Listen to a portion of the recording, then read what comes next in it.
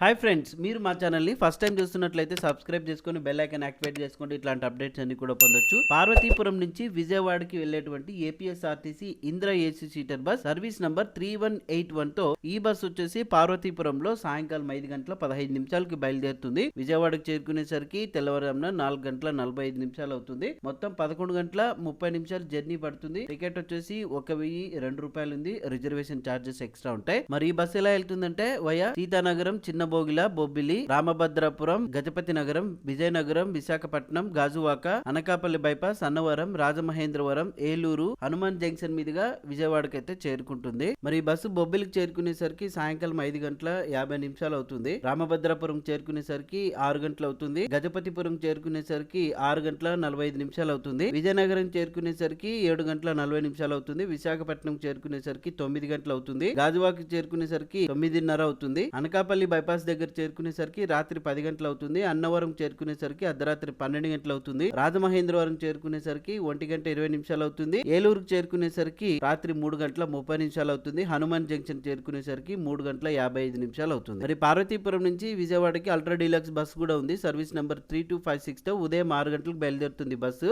విజయవాడకి చేరుకునేసరికి సాయంకాలం 6 గంటలు అవుతుంది. టికెట్ వచ్చేసి 793 రూపాయలు ఉంది. రిజర్వేషన్ ఛార్జెస్ ఎక్స్ట్రా ఉంటాయి. తిరిగి విజయవాడ నుంచి పార్వతీపురంకి సర్వీస్ నంబర్ 3182 తో ఇందిరా బస్ వచ్చేసి విజయవాడలో రాత్రి 9 గంటల 20 నిమిషాలకి బయలుదేరుతుంది. పార్వతీపురం చేరుకునేసరికి 8 గంటల 5 నిమిషాలు అవుతుంది. అల్ట్రా డీలక్స్ బస్ ఏమో సర్వీస్ నంబర్ 3257 తో రాత్రి 10 గంటలకు బయలుదేరుతుంది. పార్వతీపురం చేరుకునేసరికి ఉదయం 10 గంటలు అవుతుంది. ఇలాంటి అప్డేట్స్ కోసం మన ఛానల్ వెంటనే సబ్స్క్రైబ్ చేయండి, లైక్ చేయండి, షేర్ చేయండి. Thank you.